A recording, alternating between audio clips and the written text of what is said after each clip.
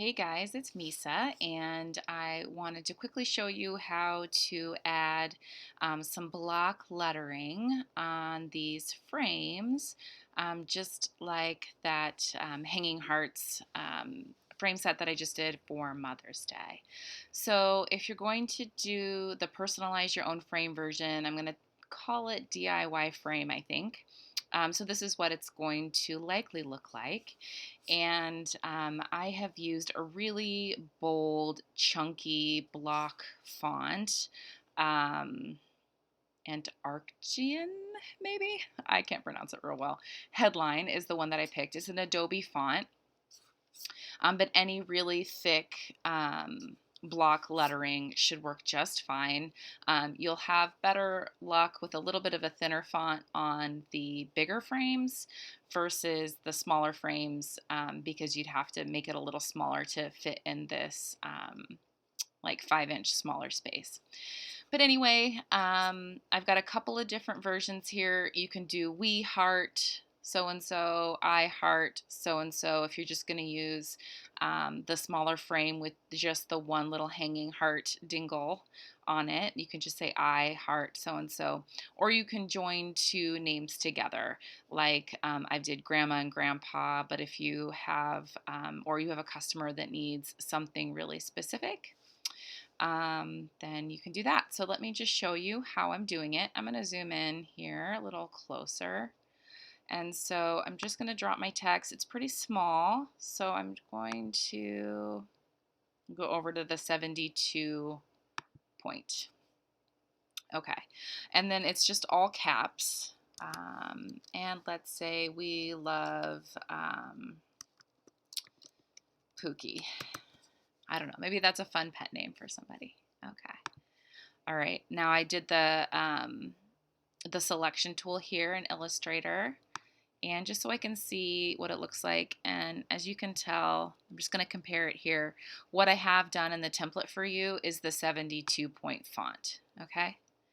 So you can just kind of move it and get a sense. Oops, sorry, selecting it again, moving it with my little arrow key here. You might even want to line it up. I've got the little snap guides, so it's like perfectly aligned.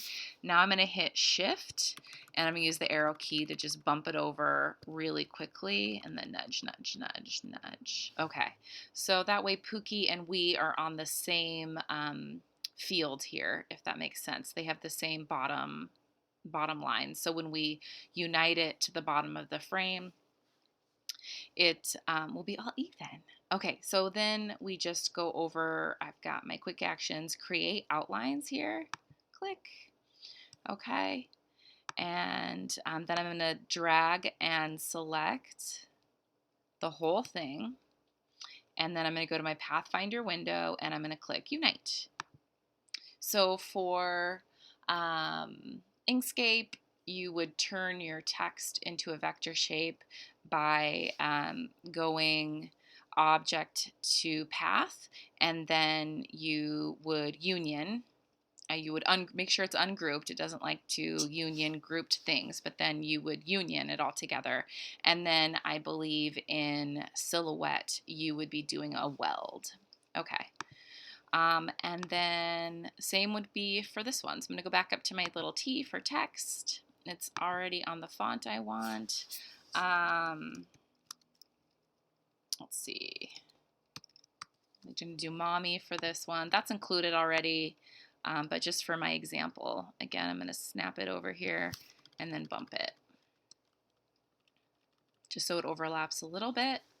A little less. Okay, now I'm going to go to create outlines. All right, and then I'm going to drag to select everything, and I'm going to go to Pathfinder, Unite. Okay, and then this last one, back to text. All right, here, I'm going to do Graham. And then with this one, I'm going to do about, I don't know, 8 spaces. 1, 2, 3, 4, 5, 6, 7, 8. And then I'm going to do pop. Okay, back to my selection tool. Then I'm going to just kind of drag it. I could have done less spaces here. I'm going to go ahead. And so I don't like, I'm going to zoom in here. I don't like having the bottom of the heart be perfectly lined up with the bottom of the lettering because I like the bottom of the heart to weld a little bit more into the frame, just, I don't know, for structural reasons. So I'm just going to bump this up a tiny bit. So now I know at least that much of the bottom of the heart will be united into the structure of the frame. Now I'm going to go back to my little type tool and go ahead and delete backspace for pop just to see. All right, now back to create outlines, unite, and then because I need to nudge pop over, I'm going to ungroup, and I'm going to drag and select through pop and then just nudge pop with the arrow keys over until I get something that I like. And so I'm going to say that that is good. Click and drag to select everything and Pathfinder Unite. Okay, so now I can use these word groupings to personalize the bottoms of these frames. So when you get into these frames, what I have done is made sure that the little scored corners here are, they're not, this is not grouped because when you go to unite everything, I want to make sure you don't lose these little corners. So I'm going to put We Love Pookie here, and Graham and Pop can go over here. If this was too long, I would just hold down my shift key to just make sure I lock the aspect ratio, and then I would just drag it to the size I wanted to. So let's make it a little smaller here. Okay, I'm gonna make sure, oops, sorry guys. I'll make sure that these little guys are all in one group, these little scored lines when you get the file, but I didn't do it here.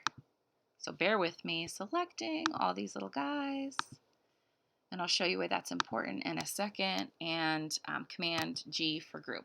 Okay, so now I'm going to drag through this whole guy, and I'm going to use my Align tool for center alignment. If I hadn't grouped these little guys together in the shape of the square, then all these little hashes would have ended up in the middle, and that wouldn't have been helpful. Okay, so same goes for here and center alignment. Okay, so for this one, I'm going to take Pookie and I'm just going to nudge it until it's just below the edge of the frame there. Okay, and then I'm going to take Pookie. I'm not going to drag and select everything because then I'll select these little corners, and when I hit Unite, they'll disappear. I don't want to do that. So I'm just going to grab the frame. There we go. And you can see this isn't selected, just the red frame is, okay? And then I'm going to hold down Shift, and then I'm going to select We Heart Pookie, and I'm going to Unite. All right, now of course it turned it the same color. It put in a fill of my lettering. So I'm going to go over here to my appearance, stroke. I'm going to make red for cut, and I'm going to get rid of the fill. There we go. And magically my square lines are still there. Okay, Graham and Pop, I already centered this. So again, I'm going to nudge it down with my arrows just so it overlaps. I am going to select the lettering, Shift, select the outer frame, and I'm going to go to Pathfinder Unite, and then I'm going to turn my stroke back into red, and my fill, no fill, zero fill. Okay. Also, if you'd like to double check your work and just make sure that this is a real cutout vector shape, because sometimes we get the shape that's within the frame and then also the shape of the frame, and then you wonder why you have double lines cutting. It can be kind of confusing. So if you select everything, let's say, and you just want to double check your work, just drop a fill, any color fill, all right? So any shape, if there are any shapes in here, you would see them.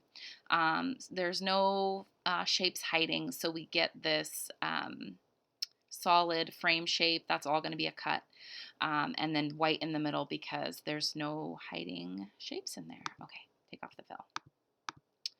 All right, and then you would just save as an SVG or PDF and then throw it in your Glowforge and print your custom frame. All right, guys, thanks so much for watching.